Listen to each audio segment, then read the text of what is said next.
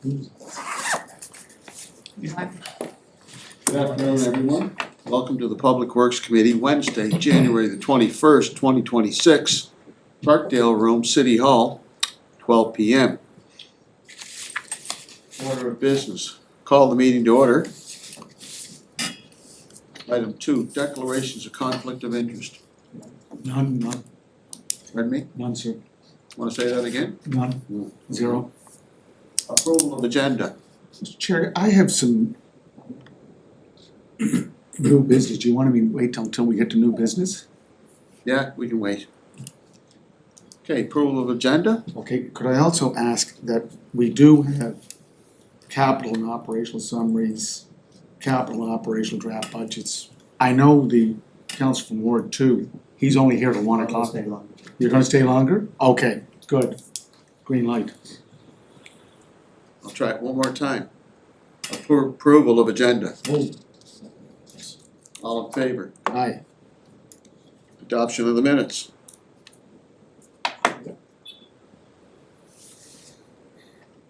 December 15th, 2025. Item 5, business arising from the previous minutes. Number 7, page 4 of 27.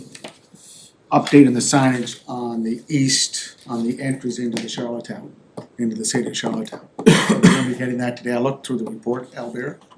That's gonna be in the report, under operational. Yes? I think you go through the chair, don't you? Sorry, Mr. Chair, could I ask, Well, yeah. Albert, can you answer that, please? Thank you. Through the chair to Mayor Brown. I'll defer that one to Joey. I know we were looking into some property acquisition issues. Also, with it being that time of the year, I don't know if installing signage right now with the ground frozen is probably doable, but I will figure it out with Joey. Yeah, it's also the lighting aspect, I think, your worship, you were where I'm inquiring coming upon. updating the signage at Right, so to run permanent power down into this location, it's not our own property. So we have to have permission from that. Okay, We are trying to source out quality solar panel lighting. So we've found some, we've tried a few, they haven't worked. And we're still in the process right now, trying to find something is adequate for what we're trying to do. okay, that's, the east entry is the Hillsborough Bridge. The Yep. west entry is out Yep. where you're talking. So the lighting at the east entry is still off. Are we- It's still off, but there's major structural damage from tampering. Okay. We've corrected some, but it has to be, it's a big job to have somebody come in and they're gonna have to go from scratch to fix. Okay. So, but we have contacted people, so You say tampering, Joe, what exactly do you mean? people just tampered with the boxes and removed wires and took the copper wiring and So we still have a lot of people hanging around there. yeah, we've installed some gates and some fencing, but it's not working as a deterrent. So it's a never ending that we're still in the process of trying to resolve, but it's not a quick fix or an easy fix. Okay, thank you, Joe. Thanks, thank you, Mr. Chair. Thank you. Welcome. So, I think our first item up for business is we have to go to a motion to go to a closed door session. My question is, do we have to go to a closed door session on this item? Directors, can you give us, shed some light on why we're going behind closed doors? There is some information included in the package, or I guess in addition to the package, that is confidential and would be prejudicial to the municipality and the parties involved. We're just dealing with a tender, are we not? That's correct. But you don't do that in an open forum. The decision would be in open, but the part of the discussion around how it got here should be discussed in closed. Okay, Moved. Moved. Motion to move into a closed session as per the MGA section 119(1)(a), commercial information which, if disclosed, would likely be prejudicial to the municipality or parties involved. Level 3 electric vehicle charger installation. All in favor of the motion? Motion carried.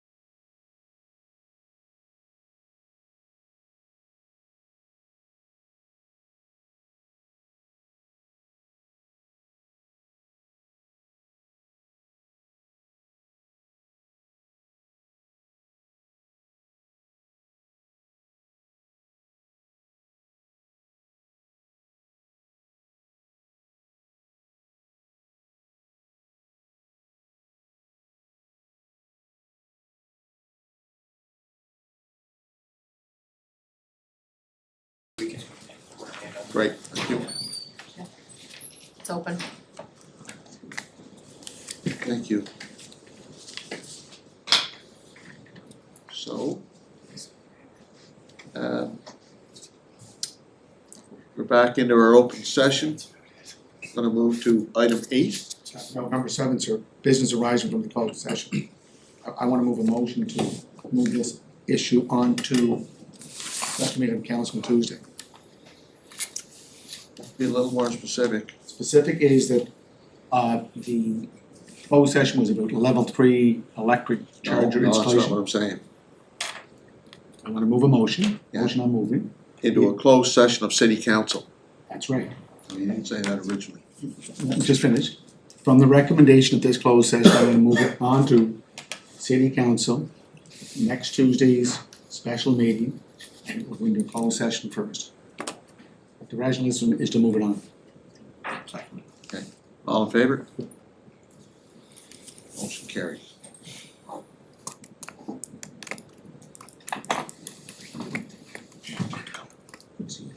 See you later.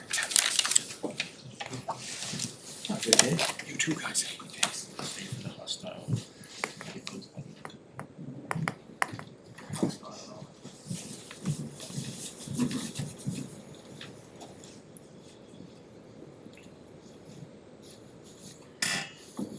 Okay, so now we're gonna go into our reports. Item 8. Reports and discussions. A. Vehicle mitigation barricades, request for proposals, quotes. Okay, who's taking that one? Thank you, Councillor Twill. So the Public Works Department issued a public tender, which closed on December 5th, for the purchase of hostile vehicle mitigation barricades. Bids were evaluated based on their technical merit and safety compliance as well as total bid price. So we did receive a total of 5 submissions. You can see them in your report. Meridian Rapid Defense Group was the highest scoring bidder technically. They scored full points. Their safety and crash test certifications are in line with the needs of the city, as was identified by members of the emergency services team, which included fire and police services. So event safety barriers have been something that we've been considering for several years as means of enhancing public safety during on-street events. For example, street events on Queen Street or Kent Street or other areas. So to determine the appropriate solution, we did extensive interdepartmental consultations with our Public Works event staff team, fire, police, as well as economic tourism group. And our team, including Barry, did a great job of putting together a technical RFQ, which went out and we received 4 bids. After taking the bids in, we reviewed them technically and then opened the financial portion as well. And based on all of our results and internal discussions, we are looking to recommend that we purchase the Meridian bid. As part of this, the financial implications for this again are we did only allocate $350,000 in the capital budget under Public Works event safety barriers. As you can see on here, we do need a budget transfer of an additional $80,477 plus all applicable taxes to be transferred from new public parking spots in the 25-26 budget year.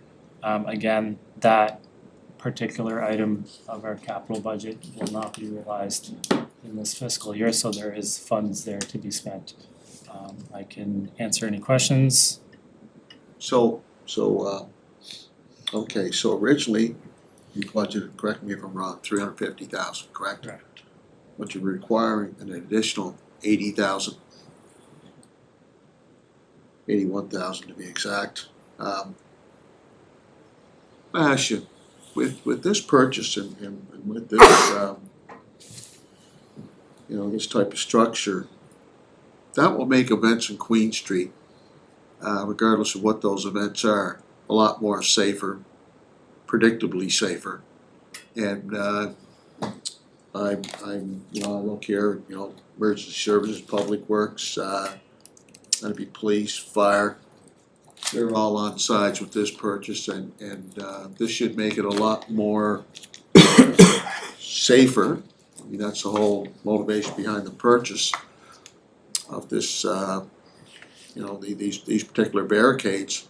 So that if we wanted to relocate the farmer's market from Confederation Landing back to Queen Street, we would have these barricades in place, which again, to reiterate, the support of the fire department, support of the police department, public works, and any other tourism, culture, and development. Is that correct? That is correct, yes. Thank you very much, sir. Any other questions? I do have a question. Sure. Chair, in regard to, I guess in the sense of ownership of these, Emergency Services has identified the need for these in our community. Will these be implemented through Public Works, like every time there's an event? So if that is the case, do these require any additional training and setup for how these devices are implemented and when and in different circumstances? Clearly there could be an emergency situation that may activate those immediately to block off something. Obviously, there's planned activities such as a farmer's market, like you indicated, or the certain parades or something like that, so they're easily to be implemented. So it is going to be the responsibility of Public Works and staff to take this additional requirement on. It looks like they come obviously in a trailer, probably loaded up, and they're just transported to and from the locations. So that training will be provided to the staff, and does the staff have the capacity to be taking on that additional responsibility and through their day-to-day operational work they do, or through the chair, through to Albert, I guess? Yeah. Thank you, that's a very good question, through the chair to Councilor Martart. So currently, these, because they fall under our capital budget, will be owned and operated by Public Works. We don't currently have a procedure on how or when these will get implemented. The current kind of thought process is that we will look at it whenever we do get events, street access events, and the same way we do now, in coordination with police, fire, emergency services, make sure that when we set up these right-of-way scenarios that they're safe. Public Works always has and continues to work with them to set up situations in this case, whether it be our current barriers or trucks or blocks, anything like that. Training will be part of the bid that gets received from here, and then operationally we will have to see kind of what our capability is if we do start to have these implemented in emergency situations, how in-depth our staff needs to get trained or anything. But I think the first step for this is we actually have to purchase these, have them in stock, and then kind of see. Right now it is an event-based scenario, and there's a number of events that we know we can currently use them for. If the city or economic and tourism or other areas do start requesting more events on street, or we get a lot of emergency services situations that are requesting Public Works go out, I think Joey can agree that we will have to operationally see what that means for us, because we are pretty busy with what we have going on right now. And the reason I asked from the training perspective is, that these units are clearly designed to, as a deterrent of any penetration type of situation. So they're probably not just take off a trailer and set on the ground, and they have to be implemented in such a way. Maybe they're anchored, those types of things. I don't know. I mean, I'm just surmising here that so they need to be implemented in an operational and safe manner that effectively does what they're supposed to do. So I suspect there might be training come with that. So, thank you for addressing that question. What equipment would be required in addition to this particular purchase, like would you need, for example, I don't know. Trailer? Well, trailer, would you need a forklift too?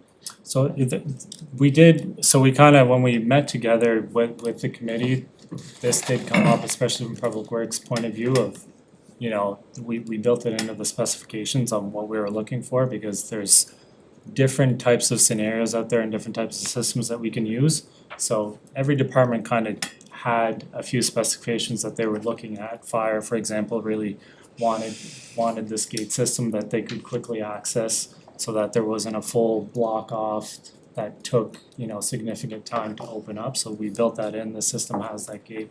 From a Public Works perspective, we did want something that, you know, wasn't very heavy or hard to put together and could be implemented in different situations. So there's a lot of specifications that went into it. They do come on a trailer, that they live on that trailer. Public Works can just load them on, store them, bring them out to site. Besides that, I think it's just, you know, crew members that there is no other special equipment that will be needed to set them up. Like, I know there's other situations with very heavy items that, you know, needed cranes or. So you won't need a Trucks. forklift, for example. Can I?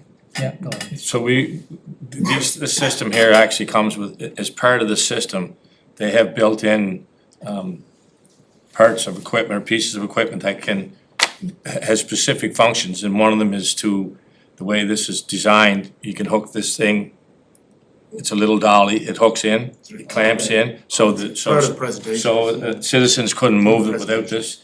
And it's an 800-pound thing. I think, Barry, you moved it around. Rebecca moved it around. It was very light, very easily to be moved, but you need this specific piece of equipment to move it, which the public wouldn't have. So the trailer comes with that as well? That comes with it, yes. It's an air adjustment trailer too. Mr. Chair, how many units are there, and does that cover like a closing off of two ends of a particular street, for instance? So like maybe our streets are wide, that need 6 per entrance, so it'd be 12, is that, how many is there in there? So we base it right now, Barry might know the answer for exactly how many spaces. You can see the image on there of Yeah, I'm how not so much wide worried they how much are. in between, but how many devices do we? Yeah, we Yes. base it off of the specification that we could block off Queen Street at both ends. So obviously Queen Street, that includes the parking spots and the wider corridor. To White So Street. when we can do Queen Street at two ends and have that, you know, safe from 2 points of view, then obviously, you know, Kent Street is narrower, we could do Kent Sure, Street yeah. too, so I'm not sure, Looking Barry, at if you know the actual dimensions of how many units and everything, but if that's significant It's for gotta be you at guys. least 6 per entrance, you would think, right, somewhere around there. Yeah. Okay, thank you. Um, Thank you, Mr. Chair. And these will be primarily for city events, or let's say, you know, external event coordinators want to block off the street, so would they have access? And if they do have access, do they have to pay some type of a fee? Is that part of the arrangement? Do you anticipate that they would pay the labor costs, for example? So I can't necessarily speak on that right now. I know that we're in the works of putting together kind of a street event policy with economic tourism. So I think all of that policy situations can be maybe better hashed out later on. Right now, we currently don't have and don't meet, you know, full safety compliance to have situations on the street like this. And again, we see this happening in other municipalities. The committee that we had with fire and public works and police did go out and see what other local areas we're using, and that's what Joey mentioned, like we did have field staff and upper management go out and actually see and hear what other municipalities are doing and what they're seeing. So for now, it is, I guess from Public Works point of view for this, it is, we're looking at what we own and what we can put out on the street. The details of who can come in and rent them and work with them, I think is something to be looked at later. Thank you. John? Just a couple of general things, so I understand. So is what you see is what you get. Everything that's kind of in the presentation, which I understood includes the trailer, everything we're looking at in here is what we're paying for. And then is there an expected lifespan of this stuff? Like is it in storage? Is it something that'll be probably in storage more than it'll be used? So when it's in storage, will it be inside or outside? And lifespan? Yeah, I think it's built to be outside when it's in storage. I think, we do have kind of minimal indoor storage that we can do, but again, we don't have a lot of street events in the winter, so there's probably points where we can tarp off or, build the trailer so that it doesn't get Yeah. used. But it should have a fairly significant lifespan. I think the lifespan is pretty long, and we do have, Barry, correct me if I'm wrong, I think it's 10 or 20 year, 25-year warranty on these units. So if there ever was an event, a crash event or something, this group does a great job of coming in, analyzing it, and it is, because it's pieced together, there can be things that are sent off and replaced, and that warranty that we saw for this was very good, so. Cause this is literally replacing, I guess, big Jersey cement barriers. barricades where there was a lot of gear and heft needed to. Some of the problem with that was for emergency services, if you had cement barricades in place and we had an emergency within the designated area, you'd have to bring equipment in and get it out, where this here you don't. There's a gate that's built into it, still meets the crash ratings, so we can open it, let the fire trucks, police trucks, whatever, ambulances through, close it back up. And that's with the trolleys, right, Joe? What's that? That's with the, There's a gate built in, there's a gate system that whoever's on site will be able to have access to it, open it, close it, you don't have to move trolley it. It's wide enough gate to get fire truck through. So having said that, Joey, when something like this is set up, then you have these sorts of things there on site, I guess, that do have to be moved, or there is a fire call that. Yeah, there'll still need to be somebody that, can, if there is a fire call, that opens it. That's right. But again, yeah, it is, Yeah, anyway, the timing aspect when we consulted with fire, I forget the exact time, but this is Yep. for the call, kind of the best case scenario that we saw out there. And the heavy, just to touch on again, like the Jersey Bears as they currently use, crash test rating for those are definitely, if somebody hits that head on, it isn't as safe as when we hit these. And even accidentally, if there is ever a crash or someone drives into this does have a good crash test rating even for the driver, so that, someone isn't injured when they accidentally hit this too. Mr. Chair. Yeah. So, Mr. Chair, just throw yourself to either Barry or Albert. Whereabouts is this in the budget called hostile vehicle management barricade? It's under event, it's under Is it the Event Public barriers. Works budget? it's Public Works budget, and it is Public Works beautification, event safety barriers. 3050, okay. So the barriers that we bought back in, I think, 2018, those steel barricades that were down in the parking lot of, I think, the Eastlink Center. There were two of them. They were to be craned in. Where did they ever go? They were barriers that were bought back, I think, in 2018, were they not? Yeah, I think, that's a good, but they're currently, sitting in storage. I understand that they've been damaged and that they don't really work as intended anymore. I think there was some issues operationally with those as well because they were so heavy and we needed, I think we needed to You need haul them with the crane Yeah. to get them from back and Tractor forth. trailer, crane, Yep. and a whole crew on the tractor trailer and the crane. Yeah, So, and they also had, again, from a fire perspective and moving them and not moving them, they yeah, were, you'd have to have a crane on site. yeah. But could I ask, Mr. Chair, through Barry again, or Albert, everything that's in the report is related to the tender, correct? All That's what I was the, asking. just get a clarification. Like, I- so, I'm not- if I go to page 8, it shows the Meridian barrier.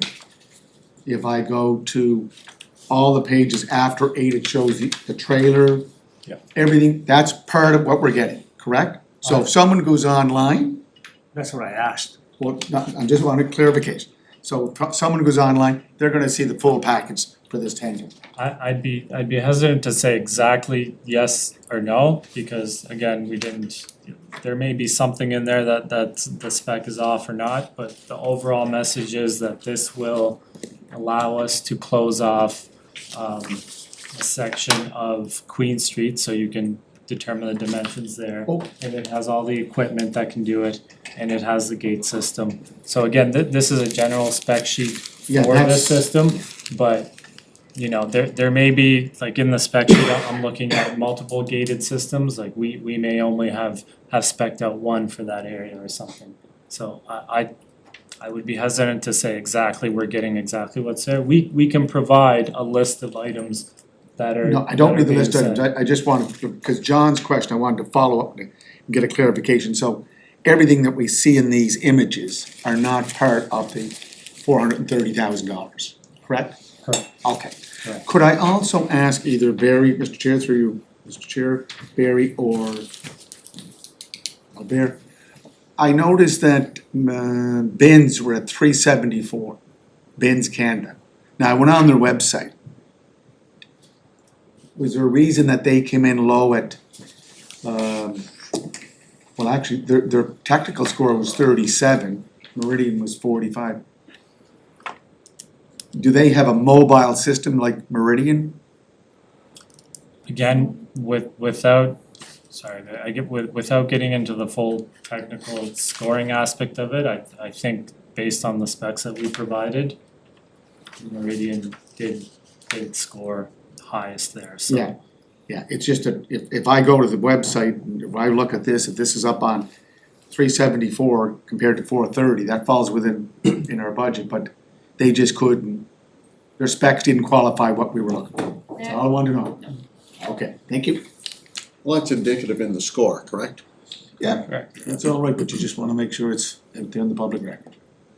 Well, this is the public record, this is online, correct? And clarification. I'll move it. All in favor?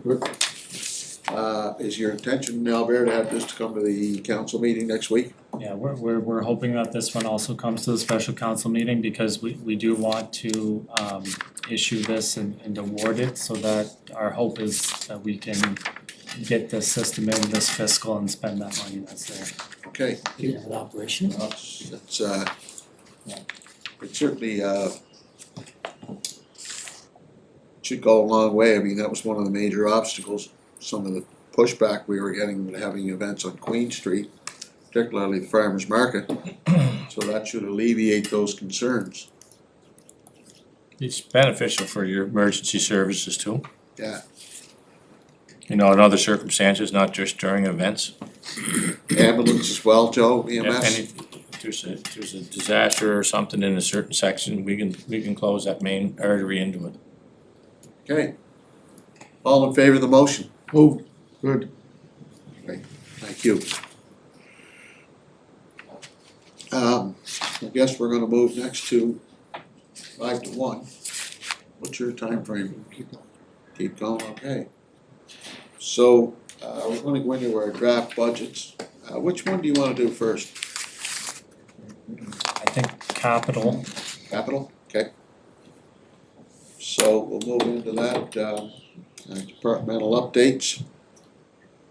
C, so we'll move into the, capital budgets for 26-27.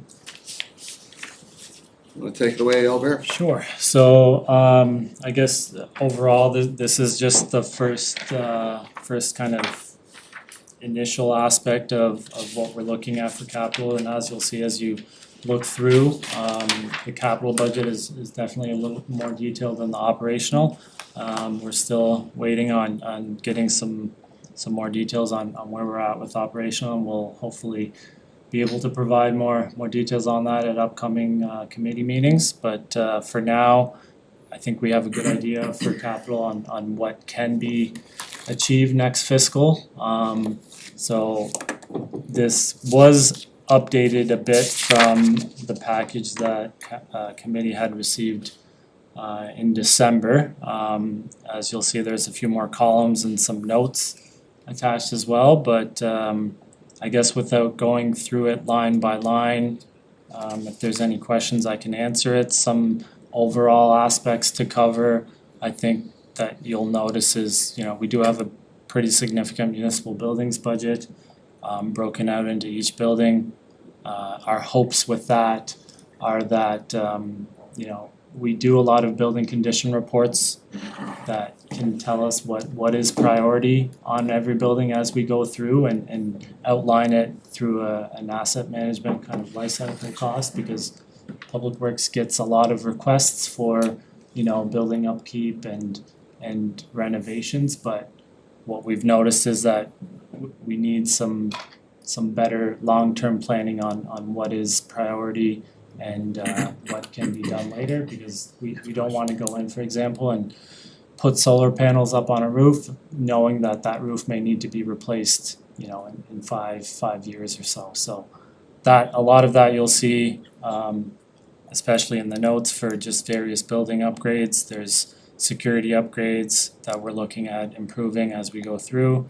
Some of the bigger capital line items under street rehabilitation, you'll notice, Well, Yeah, if go you ahead. don't mind. No. I wanna talk to you about municipal buildings. I wanna zero in on, excuse me. Wanna zero in on West Royalty. You're proposing 390,000, right? No, 825. I'm sorry, okay, so what are you proposing this year? 825, okay. All right. What is going on here? What? It's coming from your computer. Okay, so we're looking at 825. There's a number of deficiencies in that building. And I'm sure the 825,000 is going to address some of those deficiencies. My question is, will it address all of the deficiencies that currently exist in that building, particularly in the inside of the building? I mean, it's I know some work's been done, but had an opportunity with Councillor McAleer during the Christmas event that had taken place. We walked around, we looked at some of the deficiencies, everything from in the gymnasium, ceiling, washrooms. Residents are very concerned about these deficiencies and discrepancies. So will this expenditure that you're proposing, will it address all of those deficiencies and bring them up to today's standards? Because it's very unacceptable as to what's taking place in the West Royalty Community Center. Okay, thank you, through the chair. So again, the 825,000 is for 26-27 budget item. Yep. We did complete a building condition report on West Royalty Community Center. Okay. So that is complete, and that condition report did identify priority 1, priority 2, and priority 3 upgrades to the building. Yep. So as part of this fiscal, before 25-26, before April 1st, we are preparing tender documents right now to address most of the priority 1 upgrades. So we did get, as part of that building condition report, we did get a cost estimate breakdown, probably call it, class D or so, of what it may cost for those upgrades. A major part of that priority 1 was the HVAC system, which was anticipated to be, $600,000 or more. So that part we can see we won't have the budget for under this fiscal, but that is what's been budgeted under the 825,000, plus an additional buffer for other priority 2 upgrades that will happen next fiscal. For this fiscal, before April 1st, we are hoping that the budget that is currently there, the $390,000, after we've completed the building condition report and some minor improvements, I think we have roughly $350,000 left. we're hoping that we can do $350,000 worth of priority one upgrades there. So That's the I current, don't, that's the current, that's the current, yes. but for 26, it's 825,000, Yeah. right? So for Which is 20, HVAC. for 26, the majority will be the HVAC system plus some more priority two upgrades. So the hope is that by the end of 26, 27, we will have all priority one and taken a good chunk of priority two upgrades. John? Yeah, so just to clarify, 350,000 left, hoping to be maybe spent and actioned on before the end of this fiscal. And then next fiscal, it's 850 predominantly HVAC. Yes, exactly. And again, you know, HVAC was part of priority one, but when they do the building condition reports, they're not taking into consideration our, you know, fiscal years and everything like that. Even if we did want to award the HVAC this year, high probability that it wouldn't be finished before April 1st. So we're gonna just, you know, we may go out with the tender before next fiscal, but HVAC, you know, that's a longer process, will be done next fiscal. John? And just as it relates to the 350, Albert, is there a sense of some items that you're thinking about? That's not to hold you to it, but can you give a sense maybe of some things? We've got Sophie here, I don't have the full list of items, again, for this building, you know, we have building condition reports on a lot of other buildings through here too, so I don't wanna mix up what's kind of been Okay. allocated for what, but it will be part of the tender that is hopefully coming out Okay. on our website soon, but I think the priority one upgrades are gonna be a lot of kind of minor areas throughout the whole area Okay. of the building, so I'm not 100% sure. Sophie, if you remember a few items that can be spoken on? Yeah, it's mostly building envelope items to prevent like water getting in and stuff like that. Before we do like big repairs on the inside of the building, we just want to make sure that it's Sealed off. exactly. So it's mostly repairs like that with some accessibility upgrades as well. Okay, Thank you, Chair. Chair, to the manager, I just want to have the discussion, a more broader discussion here before I get into any particular line items. If I go to the bottom of page 20, which totals up the capital investments that you're looking here for, so we'll start with 25, 26. I think the original request there was for 6.5 million. At this point, I'm assuming up to today, this report indicates you're trending to spend about half that at 2.75 million. Is what you might realize in actuals. That's under street rehab? Just the whole thing, right from the very bottom. I'm showing general total of this entire budget. No, it's 30 million. No, I have the budget right here. Our total public works is 30 Oh, million. I'm sorry. 452,000. Sorry. And he's projecting a lower budget. Yeah, no, you're right. So that's what I'm trying to look at here. It is under just the, on page 20. Yeah. Underneath whatever that sums up to, I guess that would be just that one sheet. Yeah, again, to speak on the actual numbers, I would be hesitant to look at those too much. The number you were just currently looking at, for example, the 6.5, and you can see it on my screen, I'm trying to share a few of them as well. Like for example, this one, under 6.5, you can see road, like street resurfacing, engineering, sidewalks. It's saying 25, 26 actual are at 2.725, but these numbers are what we got from finance, I think around October. We know that we've spent almost this full street resurfacing budget. So these numbers aren't real time to today's date. Okay, but I guess and that's fair, so thank you, but I guess what I'm trying to drive to on that particular area is for your 26, 27, there's a significant increase to 27 million in change, so close to 28 million from your previous. I guess what I'm asking here is that, you know, in totality of all of the projects that are here, because if you start from the top and work your way all the way to the bottom, there's a lot of ambitious goals here to achieve throughout the year throughout the fiscal year, some of which haven't been realized because there's been no actual spent to that. So my assumption is that those projects didn't get started. So the request is certainly to carry those over. So if you just run down, your entire 26-27 new column in blue from top to all the way to the bottom, you essentially just ask for a big running total yet again of hundreds and millions of dollars for projects. So my question around that becomes, are we, as a corporation, we're looking at that and saying, okay, well, it's, we want to achieve all those things, not likely to achieve all of that in a year, because I'm not seeing what the 5-year capital plan is for, when these things could be realized in.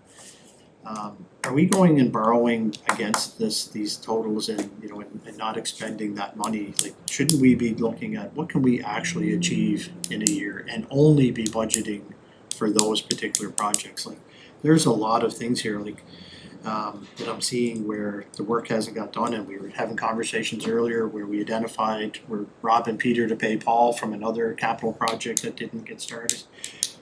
This is probably an area of which, again, if we're only borrowing what we're actually doing, that's one thing, but if we're actually going and borrowing, tens of millions of dollars to try to execute on these projects and we're not getting there, and we're just carrying the money over to the next, ultimately, but maybe we'll borrow the money at the time when we need to actually do the project versus borrowing it up front now. It's just, I feel we, as a committee here, we may need to be looking at realizing what can we actually do, and we should be focusing on that as a budgetary request, not, and I don't mean this in a disrespectful way, not a wish list of all the things that we want to do here. There's a very aggressive list of things that are being done here. I don't know what's a priority, I think if it's just my observation of what I see as this budget here from, in its totality, but. No, point taken through the chair to Councilor Matard. I think again, without the most up-to-date actuals, I can't really speak on that either. And to touch base too, I wasn't part of the team when the current capital budget was discussed last year and what could actually be done. For 26-27, I think myself and my full team, we've done a really good job, and that's the reason why we're doing these building condition reports, to have actual items that are gonna get actualized next year instead of just blanket line items. Like, without going through it, and we can, line item by line item, I think, starting from streetscape replacement, event safety barriers, everything that goes down, we've looked at it in considerable detail. If you look at the notes, there's a lot of information that says what this money will be spent for. I can pretty much, without going out to tender for every project, which is part of the system, we can't say what it will fully cost and if there'll be money left over or not. I commend the ambitious, approach here. If you can do it, that's great, and these are all probably well needed. I guess optically, when I look at, some of the actuals on the 25-26, that, I know that this is a point in time, maybe October you said, and it may realize now in March 31st of 2026 that we actually did complete some of these projects. But I think it would be fair for me to state here that not everything gets done every year, based on this, shows quite a bit. 100%. Anyway, I just wanna point that out, I don't know the borrowing practice here. I don't know if, like we're saying, we got $52 million or $30 million worth of capital projects for public works, let's go borrow that, put that in our bank and pay on that and not realize some of these big projects. The Queen Street Park, or the Parkade across the street being a prime example here. We've been talking about that for years, we keep putting it on the list, and we're finding ways to chip away at some of the money from that for another project that we come up short in. Just a fiscal kind of observation on my part. I don't want it to be perceived as your staff is not capable of achieving all of this. That's not, it's ambitious and great. I hope you do achieve every bit of it, if it's needed. But again, I think we should be the reality of looking at all of our budgets across the city and where we may have to cut from a capital perspective. How much of this stuff can we actually really realize and only be borrowing against what we can do, is my point. Thank you, Chair. I think maybe if I could just touch on one more point. In the carryover line item, I think, you know, wherever there isn't something, wherever there isn't a number, like for example, West Royalty Community Center, we're not anticipating a carryover, so that is us saying that we will actualize the 390. Yeah. You know, Sure. plus or minus a few $1,000s depending on what, you know, tenders come in at, but again, that's, I think all of that is almost a little bit unknown until March 31st, you know, we get invoices in until the last week of March, so like you can see Harts Hall upgrades, you know, we're expecting a carryover there, or as mentioned before, we're expecting for 85 use in brownfield development, we know that project won't get fully complete before March This fiscal. 31st, so we're expecting a carryover of 1.1. You know, there's lots of Pownell Street Parkade, we know we started that project, we put in 3.5 million. We've spent, you know, it's saying actual 42,000, I know that it's greater than that by this point, cause that's the October number, but we're looking at a 1.7 million carryover. Again, that's because the project was started a little bit later in the year and they couldn't do work there during the wet season. So these carryover amounts are the ones, when we've looked at this list, that we know at this point in time won't be able to get I actualized. The think what rest might be- we're hoping will be. What might be key in the future is, you know, we're into the last quarter of the fiscal period here, and you're indicating that your actuals here might be as up to date as October. So it's kind of hard to determine where we financially are sitting on some of these projects when I'm making statements the way that I'm making them. You know, so I'll give some reprieve on the fact that some of these look like they haven't been realized, but I'm only seeing blank numbers here, so I can only go with what I have. I know you probably know a different situation, so I can respect that. But I think, you know, in times of fiscal constraints, which might be what the city's facing this year, we may be having to look at realizing some of these projects and, you know, from a capital perspective and how much we want to be borrowing, and with all great intentions to get them done, the reality is, can they, right? So, sorry. Chair, so you just said, there's a number of, this is the first look at the capital budget for Public Works, it's the biggest capital budget. There's a lot to consider, it's gotta go through a filter process yet. I can tell you, we bore as we go. That's right. And as like years past, you may remember, and I'm sure Nelbear, correct me if I'm wrong here, but there's always a couple options in the capital budget, because some project may get derailed or deferred, and there's something planned that could be picked up upon and budgeted, and so that they can see it through. But if it's not in the budget, it's very difficult to start from scratch. And as far as the actuals and stuff, I can tell you our finance department is very strained these days, and doing the best they can to keep up and fill those. And I can appreciate that, and I thank you for that. I didn't realize that it was, you were borrowing as Yeah. you go. And that, Yeah. I mean, That's, that kind of relieves a little bit of my concern. in because a way. progressive payments are based on as the job is completed, and then there's substantial payment when everything is done. So that can run over the life of the An project. $80 million potential capital budget this year. I think last year was 70-something million, 72, 72 for capital. If we're going out, you know, to our lenders and borrowing 72 we million. don't borrow 72. Okay, so that's good to know. Okay, thank you. I'll Mr. let Chair. that- Could I just follow up on what Councilor Tarrant is saying? So if I go to the bottom of page 21, it says 34,795,000. That's what you have budgeted, Albert? But in our budget document, it's 30 million. Like, I always wonder why we have those differences.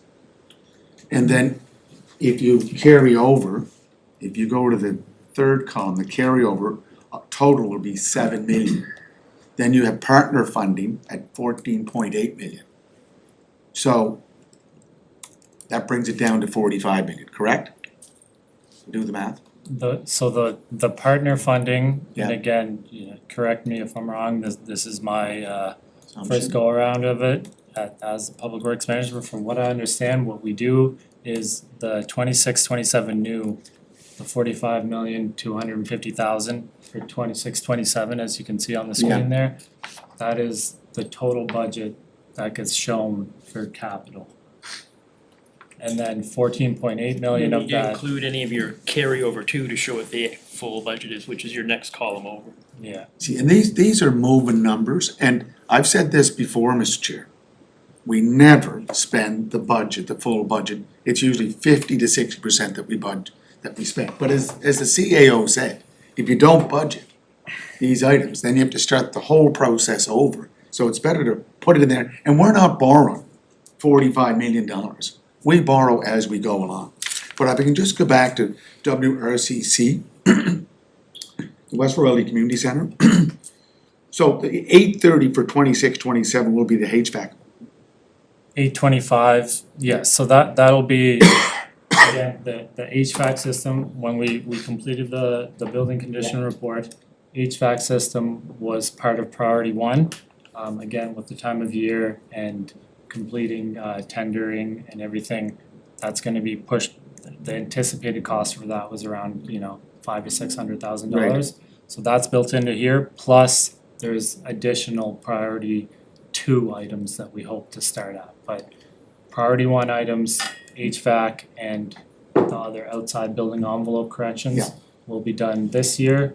And then so at the end of 26-27, we'll have, the goal is to have all priority one items complete and a start at priority two for West Royalty Community Center. So, Mr. Chair, through Sophie or the manager, Albert, the roof, we put a solar panel system on that roof.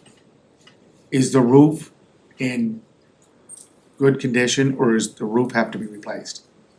The roof, again, I don't think that, there's some upgrades that have to be done to it, but it's not a full replacement at this time. Okay. There's some areas I think that have to be fixed, especially there's some spots near the gym and things like that have to be done, Right. but no, we don't, it's not, we're not taking it off completely.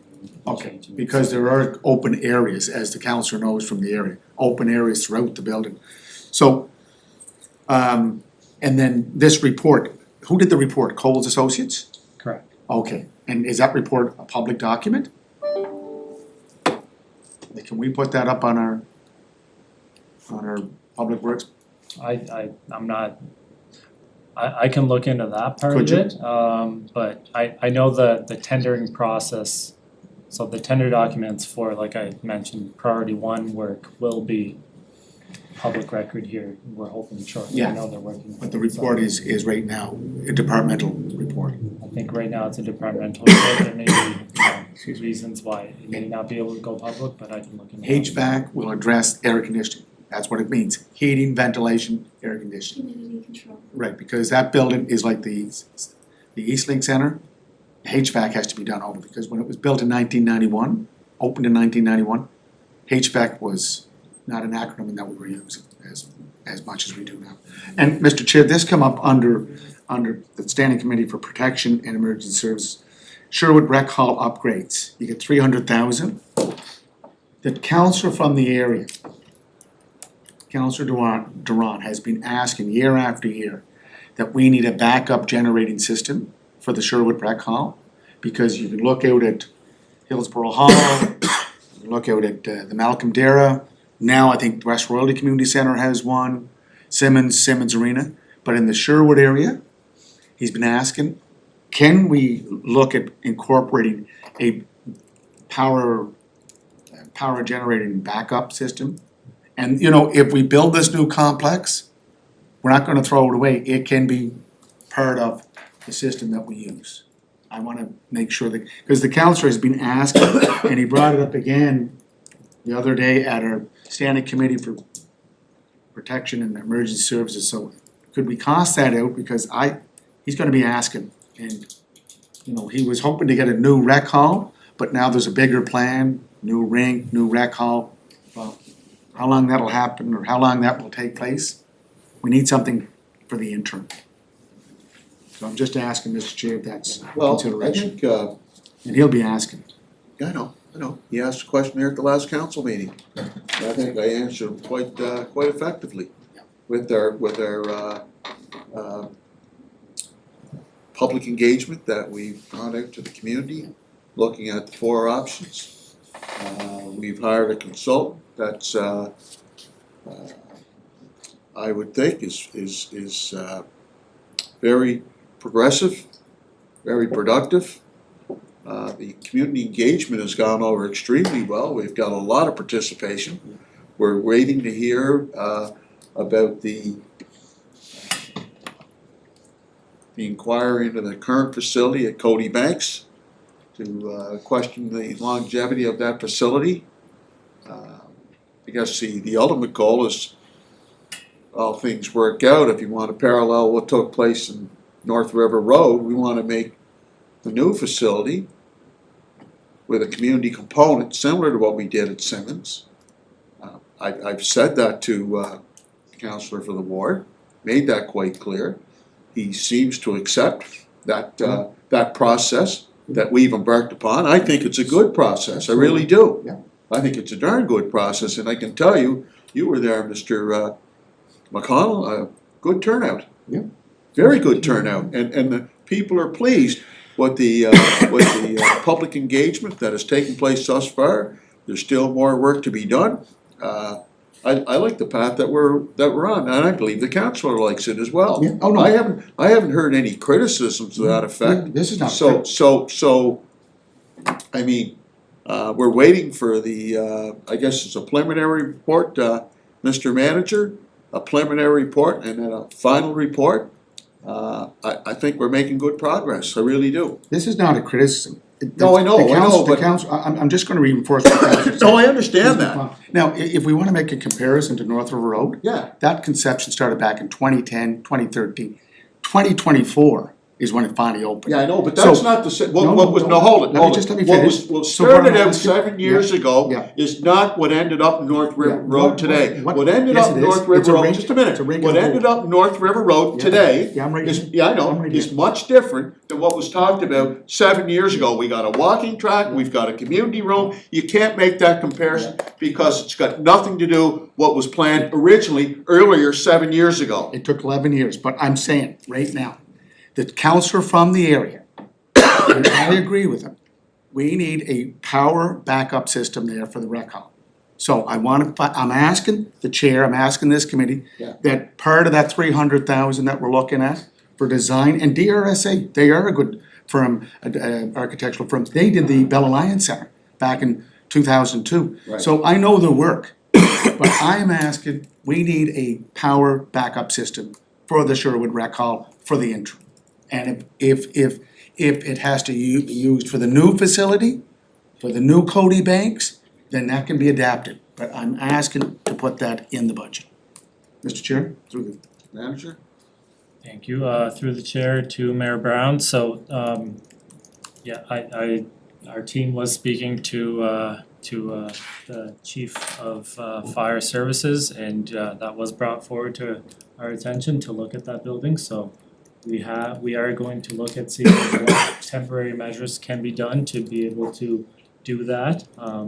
Once we have that cost estimate, we can weigh that with the timing of the upgrade to Sherwood Rec Hall and see what can be done to bring that to code. Again, to speak on the capital budget, the $300,000 for Sherwood Rec Hall upgrades under Public Works for next year will be to look at the detailed design for the first portion of that facility. So right now, the master plan, as Councillor Twill has stated, is in collaboration with Parks and Rec and our department to see what that full area looks like.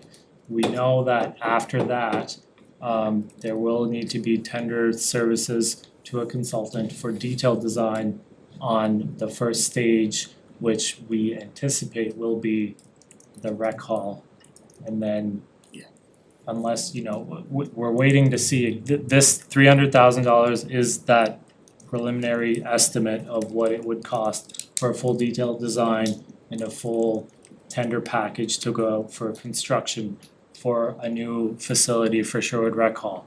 Parks and Rec, under their budget, if the master plan states that Cody Banks has to be looked at that way, we'll probably include it in theirs. But again, until that master plan is complete and brought back, which is right now scheduled for the spring, we won't know how to proceed there, but that's what that $300,000 is for. And we can obviously, with a new facility, we do look at incorporating not just a temporary backup service, but generators and full emergency services backup, so. Again, Mr. Chair, if we have to add onto this 300,000 to provide a temporary power backup system for Sherwood Rec Hall, I will be moving that and asking this committee to support it because the councillor from the area has been asking for, since I arrived here back in 2019. The other thing I wanna say is, I can see why the estimates, I didn't look at the estimates for our budget, is it called? Budget actuals, because if you go down to page 20, street rehab, intersection upgrades, roads, street resurfacing, 5.1 million. You have it at 2.5 actual, that is not the actual. Exactly, and again, this is where there is a slight disconnect because, the invoicing system and finance, and we don't wanna put any numbers on here that aren't, finance approved. We do know and we do see claims, from time to time, and there's still invoices out there that have not been updated here, but we know at the end of the year, based on what was completed, that number is significantly closer to the 5.1. The same as, other streets like sidewalk work and things like that, so again, yeah, that's just on the actuals aren't fully up to date, and then there is still work that is being done, especially in our buildings right now, that hasn't been invoiced yet and, won't be fully invoiced until March, so. Thank you, sir. Thank you, Mr. Chair. So, just on the topic of warm-up shelters, in the event there's a storm and the residents need a place to go to warm up, electricity's out. Is it Protective Services that makes that determination as to the communities where people can go to have that option? I will defer that to CEO. Yeah, Chair, so all of those warming centers are, which are all defined in our EMO plan. Right. And have agreements with them to, in the event that we do declare some sort of event or, emergency, that we have, relevant contact information. Okay. Expectations are defined on both sides, so, yeah, they are defined. And that's community, that's city-owned facilities, right? No, No? city-owned partners. Partners? Yeah. Okay, here's what I'd like, certainly from my, from my community's perspective, I'd like to see what the plan is. The last time when we had Fiona, there was no community centers or any access to warm-up shelters. Most of the residents had to get down to the Confederation Center, which was very problematic for the seniors, a heavy concentration of seniors that live in the heart of the city. So since we're talking about that, I'd like to see what the plan is, where it's truly and easily accessible for the seniors and for all residents, all demographics, especially in a high-density area in the heart of the city. So I've yet to see, I haven't really seen anything. I brought this up before. I'm gonna bring it up again. So, Mr. CAO, I'd like to see what the plan is for the high-density area, all north of Euston. I'd like to get that information because, again, I'll reiterate, we have a lot of senior citizens that live north of Euston, down by Kirkwood Drive, Spring Park Road, Longworth Avenue. So I'd like to see exactly what the plan is and the predictability of that plan. Thank you. Okay, any other questions? Capital? It's good, all good. All good, okay. Can I just bring up, just as a suggestion? I noticed south of Euston, different parts of South Houston, we have those old-fashioned streetlights. I've been asking for a number of years to have old-fashioned streetlights on historic streets, for example, I'll like go up on Prince. Prince Street. Upper Prince Street, and maybe even the Walton Drives, we often hear about West Street, we hear of other streets in the downtown area, but from a historical perspective, there's no more of a street with history than Upper Prince Street. So please take that under consideration. I'd like to see, and some of the residents have mentioned it in previous years, I'd like to see the installation of those heritage lights and on streets like Upper Prince Street, maybe even the Walton Drives. So I'd like to bring that forward. Mr. Chair, I'd support you on that because Upper Prince was actually our Brighton before Brighton was Brighton out on Miller Drive. So you look at the historic homes, and Prince Street School opened in 1871, the old Prince Street School. It is historic, and I would support that. Well, good. But the because- only issue is, and I think we have to do an engineering, do you put them on both sides or do you put them on one side? Now you That's put them on both sides, And just like downtown, Yeah. same And deal. if we're talking about lighting, on the heritage lights, there are a number of heritage lights that I know would fall under capital also, that are still using the halogen lighting, not the LED. And I know we as a city that promotes climate change and reducing our carbon footprint, we're still talking about the conversion from halogen to LED. So there are streets around the old city that have these heritage lamps that have I call them the glow lights, they're not the LED lights, so please look into that too as a follow-up. So, yeah, Vera, I wanna reiterate again, the Upper Prince Streets, the Walton Drives, history is not just south of Euston. Yeah. When it comes to these heritage lights, so appreciate your, No, point taken, I mean, we could definitely look at that. Again, I don't know if it would be a quick exercise to do, Well, but it's definitely something we you got can, some great staff here. They've Hundred- been doing some great 100%, work in the yeah. preparation of the budget, so, I appreciate, what can be accomplished. I'll reiterate, history's not just south of Euston. Too often, that's all you hear about. I no, always talk about that's- Upper Prince. that's all I hear. Prince Street's Anyway, so what's next?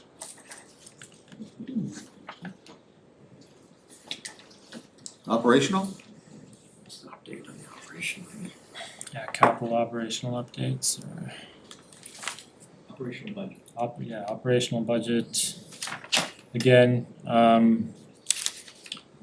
overall, like I mentioned before, it is right now just very high level.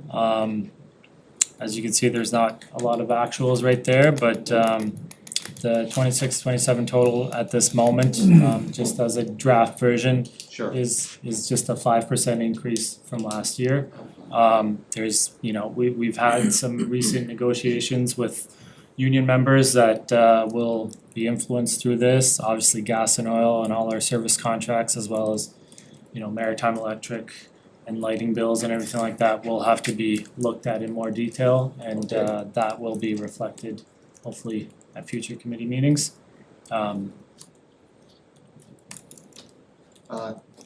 Councillor McAleer?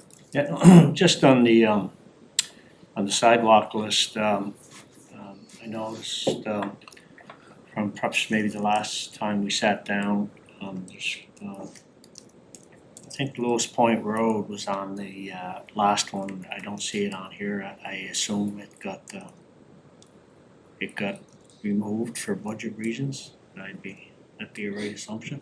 I think, so this current list that's there reflects, I'm not sure if you recall the most recent, when we had the meeting on the 5-year plan, the new prioritization metric that we did. So when we did that, I think we determined that the list that you see in front of you had the highest scoring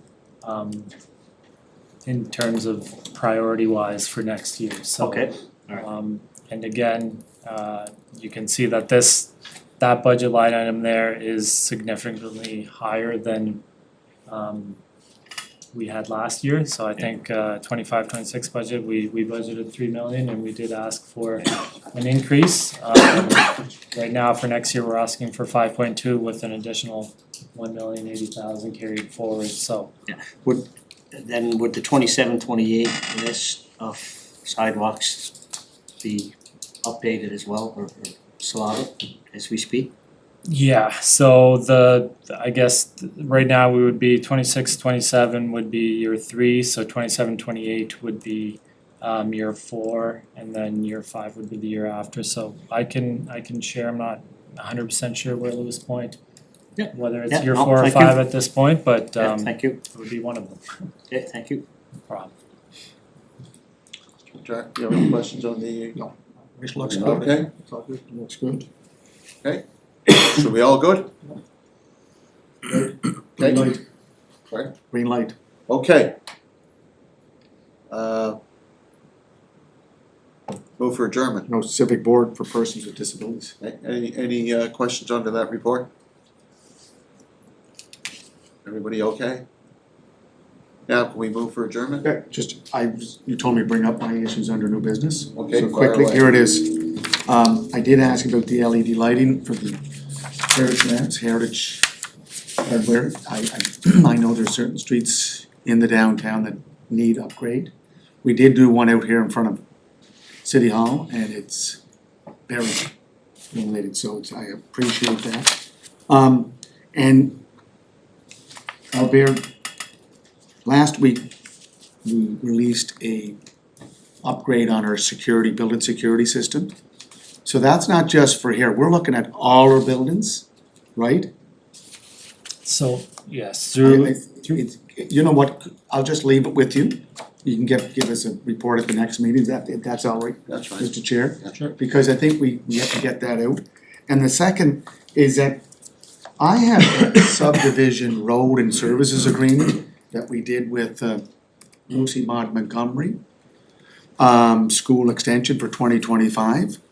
And I know there's some developments in the city where the developer is being held up because I don't know if he or she signed this agreement, but it's about our access and egress to those new developments. I just think we have to align our planning better with our protective emergency services, because developers are getting the green light from planning, development, heritage, then they find out, wait now, there's another issue. We don't know about if this service subdivision road and service agreement is within protective and emergency services requirements. So I'd like to have that looked at. There's also the other issue.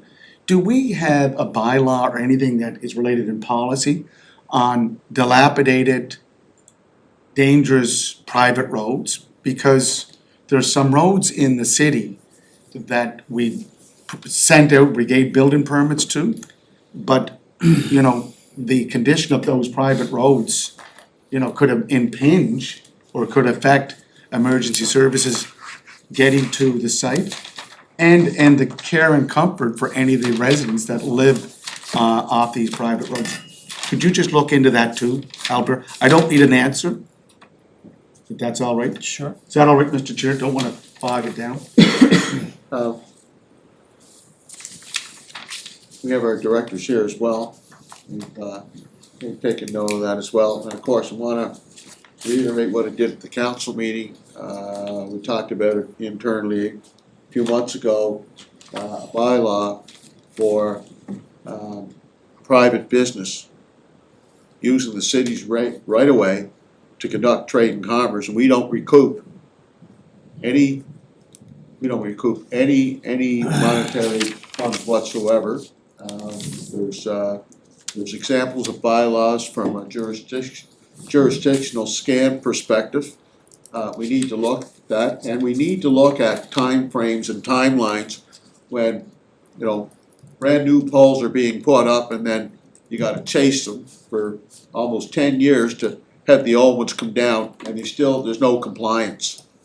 And we're not doing, I would suggest, the council and administration were not doing their due diligence and holding them to account. So A, we need a bylaw, B, we need timeframes and timelines when that transition takes place. So we discussed that a few months ago. I'd like to see some real meat on the bones and start to let these private companies know that if you're gonna be conducting your trade and commerce on the city's right of way, there's a cost to doing business. There's a cost to the taxpayers, and furthermore, the transition period when it comes to putting up new poles, taking old poles down.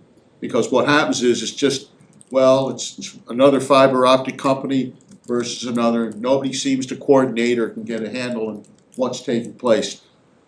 We've gotta really roll up our sleeves and go to work in that endeavor. CAO, you, something you wanted to bring up? Yes, Chair, back to the mayor's question, the coordination of planning requests and stuff. So there's a monthly meeting that happens, with planning and departments like fire and police, have considerations for planning. It's, I think, we need to make sure that there's consistent and representation from all departments at that meeting, so decisions can be made and applications can be moved forward. And so we're working with that to build that Thank you, sir. consistency. John? No, I just wanna piggyback, I guess, just in a roundabout way, the CAO and the mayor talking about, I was reached out to by a developer in my Ward 7, recently on Friday, met with him, and it's, fairly significant development, and he needs clarity and closure to continue to advance, his project, and it has to do with roads and access, and so I'm hoping to be able to facilitate some communication with him through our staff, and just to see if we can't get some clarity, on the form, so it's planning, fire. Anyway, I just hoping that we can engage with the developer and help him find a solution to what he's feeling is an obstacle to the start of construction. Thank you. Thank you. Move for adjournment. Moved. Thank you for your participation.